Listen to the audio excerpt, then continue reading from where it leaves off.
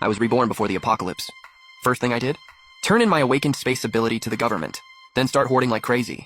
My ability had infinite storage but zero combat power. That's why I died horrible deaths in my last 2 lives. But those crappy-looking government shelters, they survived to the end thanks to the military's iron will.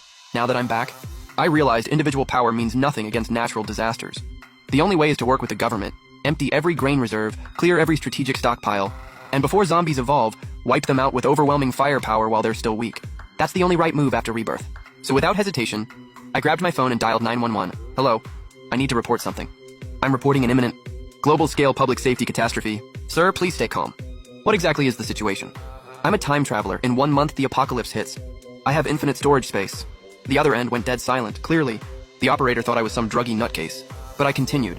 If you think I'm talking nonsense, write this down. Next Wednesday, a joint military exercise codenamed Thunder 24 will launch in the XC. Core objective, testing a new electromagnetic railgun. Target vessel code Meteor09. Then I hung up, sat calmly on my couch and waited for them to come. The operator might not get railgun, but a military codename like Thunder 24, plus my disturbingly confident tone, made him instinctively sense something was off. Soon after, urgent brake sounds came from downstairs. A whole convoy parked outside the complex. A squad of fully armed SWAT rushed in and quickly reached my door. Then they arrested me for allegedly stealing and leaking state secrets and took me to interrogation room. Wang Yan, 24. Employee at Icon Trading. Parents deceased. No criminal record. No psychiatric history. Your record's clean. Clean as a blank sheet. But in your 911 call, you mentioned Thunder 24. That's classified. Less than 20 people in the entire system know about it. Tell me, who's your handler? Which agency are you spying for? If I were a spy, would I call 911 to expose myself? Agent Lee, I told you I'm a time traveler. From 10 years in the future. Kid, I read web novels too. But national security runs on evidence, not fantasies. I've lived an entire lifetime. You think this is fantasy? Agent Lee, you have a daughter? In college in Shanghai, right? The day the outbreak hits, she'll call you from the library.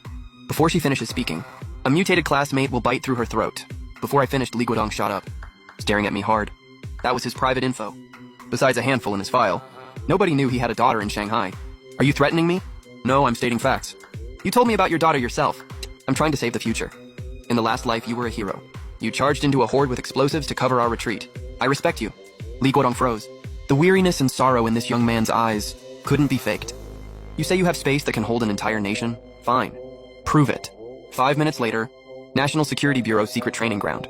Li Guodong stood beside me, pointing at a heavy armored riot vehicle. Ahead, this thing weighs 6.8 tons. You said your space is infinite, right? Go ahead. I walked up to the armored vehicle, placed my hand on its cold, rough surface, and focused my mind. Whoosh. Where the vehicle had been was now just empty concrete. Everyone's brains short-circuited in that instant. Mouths hanging open. Li Guodong rushed forward, frantically waving and stomping on the empty spot, trying to find flaws in some hologram. The truck, where is it? Right here. I tapped my temple. Want me to bring it back? Bring it out, show me. 1 second later, the disappeared vehicle reappeared right next to Li Guodong. Seeing this, Li Guodong's worldview shattered. Supernatural powers were real. So was the apocalypse he described real too? Agent Lee, my voice snapped him out of his shock. This is nothing. I'm not here to see you. This vehicle was just to prove my ability. I need to see the top brass. We don't have much time left. I need to report this up the chain. Li Guodong's hand trembled as pulled out a red encrypted phone and dialed a classified number. Chief, this is Li Guodong, National Security. I'm requesting immediate activation of the highest emergency protocol. Everything he said is true. Then Li Guodong took me for the highest level lie detection test. The machine's deception curves didn't budge an inch. Next came the ability tests, yielding 4 findings. 1, the space has perfect preservation, temperature control, and anti-decay functions. 2, cannot store living creatures. 3, drains Wang Yan's mental energy, with a fatigue threshold. 4, collection range. Requires physical contact or mental coverage to retrieve items. At that moment in the capital's top war room, the old man in the head seat, Chu Shanhei, had snow-white hair, but a spine like an unsheathed blade. You've all seen the footage, the psych eval, and the ability test reports the intel comrade Wang Yan provided. While sounding like fantasy, passed the world's most advanced lie detection tech. Psychological experts' comprehensive assessment shows 99.99% reliability. If the apocalypse is coming, then we face it head on. Our nation has survived thousands of years. What storm haven't we weathered? Just then, Li Guodong's red encrypted phone lit up. Chief, Comrade Wang Yan requests a video call. Patch him through. Hello, Chief. Hello, leaders. I looked directly at everyone in the room, calm and respectful.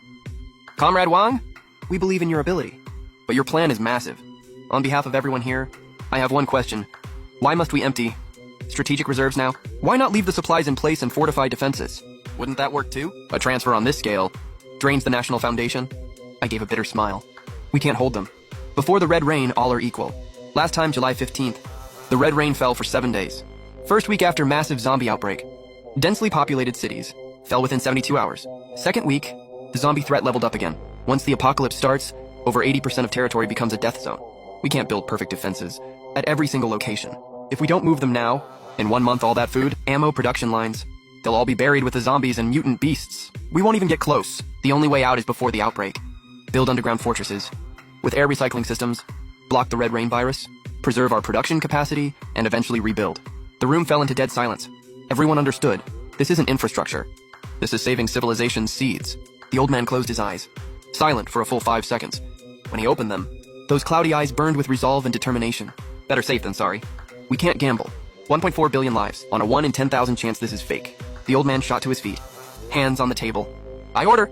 Everyone stood. Activate highest level national emergency response. Codename Peach Blossom Spring. No matter the cost. No matter the expense. Mobilize all national resources for mass stockpiling. Second, establish Peach Blossom Command. With full authority over safe zone construction. Comrade Wang Yan, Special Advisor, with supreme supply allocation authority. Third, all grain reserves. Strategic meat stockpiles. National medical reserves, unlock them all. Grant Comrade Wang Yan unconditional access. Even if he wants my office, tear it down and pack it up. We're building a shelter for millions, a Peach Blossom Spring. Understood?